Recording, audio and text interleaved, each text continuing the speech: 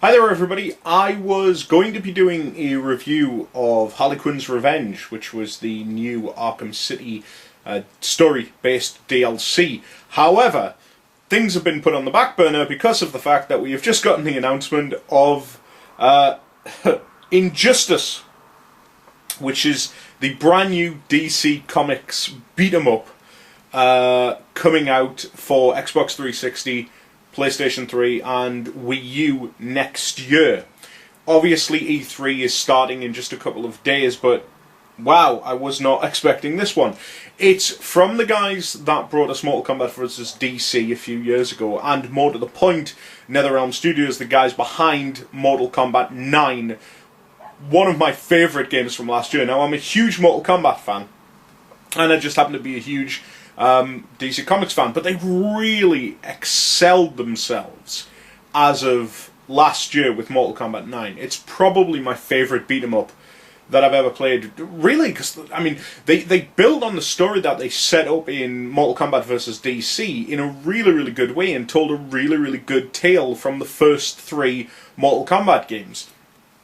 The fact that they're going back to DC Comics again, and this time taking the Mortal Kombat element out of it, because quite frankly, a lot of people said, you know, it's not a great Mortal Kombat game because of the inclusion of the DC characters, and I agreed in some regard to that. I would have loved to have seen a sequel to it, but the idea of DC just getting their own individual beat-em-up, that does me proud. So GameSpot has got a debut trailer, and we've seen some already.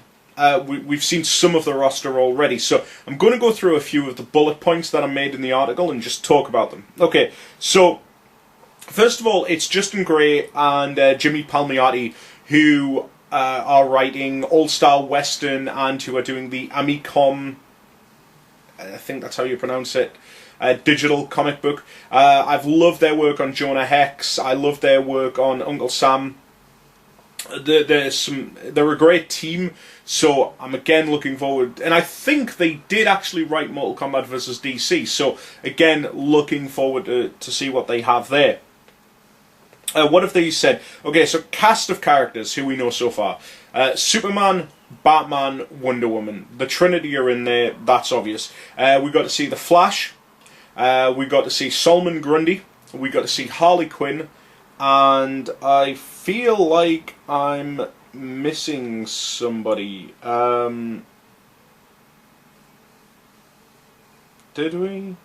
No, I think that's it, yeah. Superman, Batman, Flash, Solomon Grundy, Wonder Woman, Harley Quinn. I mean, already, four of those you knew were going to be there, but Harley Quinn, interesting choice, and obviously Solomon Grundy is a really, really cool choice as well, just a big bruiser of a character. So they were talking about this, and you can see some of this from the trailer. They're talking about how characters are going to play differently depending on their abilities. So, for example,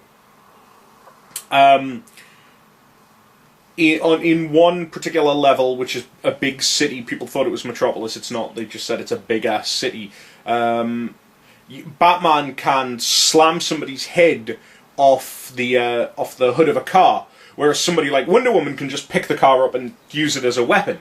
That sounds really, really interesting. The fact that they're playing on the characters' own abilities, for example. They've said that Batman is going to be a very gadgety kind of character, so he's going to have his batarangs and his bat claw and things like that. Whereas Wonder Woman, obviously a great fighter in her own right, she's going to have different styles. So if she's got her lasso of truth, she'll play completely differently to the way she will using her sword and shield, which is kind of reminiscent back to the old PlayStation 2 Mortal Kombat days, where each character might have his own individual fighting style.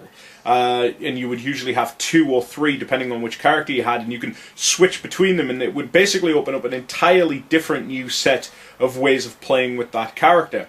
That's cool. It was a fairly decent system back in the PS2 days of Mortal Kombat, so I'll be interested to see how they relate that, if they do indeed, if that is exactly what they're going for, especially with a character like Wonder Woman. And well, Superman has the ability to uppercut you into high orbit, We got to see the costumes. Now then, costumes are kind of interesting. Superman sort of looks like his new 52, but this time the cape obviously connects to the shield. Flash looks sort of like he does in the new 52. Batman actually looks quite a lot like he does sort of in the movies, almost, and Wonder Woman's got her pants. Now, what's curious about this is, obviously the title of it is Injustice Society, maybe? Injustice League? Something along those lines, so I'm thinking obviously parallel universes and things like that. You know, they're not going to have Superman versus Batman without having some contrived reason for it. So, the very fact that it's called Injustice, you know, sort of Injustice Gods Among Us, you know, just the title itself is very provocative in regards to, you know, the evil version of the DC universe. They did say that, and oh, here we go. It says in the article here, fighting in the aforementioned city, you can send your opponents not only through the air, but also crashing through skyscrapers until they ultimately land on the roof of one, and then of one. And then, while fighting on the roof, you can slam them down so much with a force that when the fight resumes, you're both 30 stories down. Similarly, in the Batcave, the fight can move from the main level where the Batmobile, armoured with rockets, can be fired via a control panel at the end of the cave, is parked, down to the lower level where the Batboat can be seen in the underground stream. So, again, going back to classic Mortal Kombat, multi-tiered levels and things like that. We got to see that in Mortal Kombat vs. DC.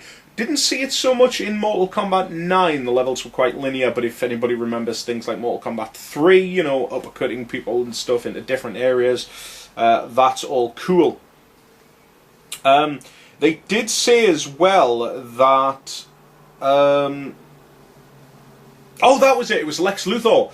Was in the trailer. We got to see him. Superman was sort of shooting his heat vision at Lex Luthor. I knew there was a character I was missing. They're saying that they're going to have at least as many characters on the roster as shipped with Mortal Kombat, which was Mortal Kombat 9. Now, that had 28. So, with all the ones that we've seen, that still leaves us with a cracking cast left to fill. So, which of these characters they're going to bring out, I've got no idea, but I've got some fear. I mean, you've got to have a Green Lantern in there, right? You've got to have sort of your Aquaman. I'm only thinking about this because, obviously, this is a new main DC fighting game. So, bearing that in mind, you've kind of got to have at least the Justice League, right? Maybe? I don't know. I'm thinking that. I mean, obviously, Superman, Batman, Green Lantern, Flash, Wonder Woman. I mean, well, Green Lantern's the only one that hasn't been confirmed, but Green Lantern's going to be in it. So you've got to have Green Arrow. I don't know. Maybe Zatanna. Doomsday. You've got to have Doomsday in, right? But maybe he's too much like Solomon Grundy. But why would you put Solomon Grundy in over Doomsday? I mean, Doomsday would be awesome. Or maybe like Doomsday is kind of like a sub boss or something like that. You know, like kind of like a Goro type character or something like that. Darkseid would obviously naturally be sort of the last boss, or maybe a Brainiac, because we had Darkseid in Mortal Kombat vs. DC Comics. So maybe, you know, Doomsday is just this hulking half-screen like behemoth thing. That would be so cool. Needless to say, I am jazzed about this, ladies and gentlemen. My only problem is that we have to wait until next year. And since it's only just been announced now, I can't imagine it's going to be early next year. It's kind of got to be later next year. So we're going to be sitting on it for quite a while, but never mind. Like I say, I'm going to be recording a video of Harley Quinn's Revenge, just talking about my thoughts on that. So look out for that. I'll probably post that up later on today, but as it stands, wow, cool. I'm so happy that Warner Interactive bought NetherRealm Studios, or what was the team that was Mortal Kombat, obviously, back when they were back with Midway. So absolutely fantastic.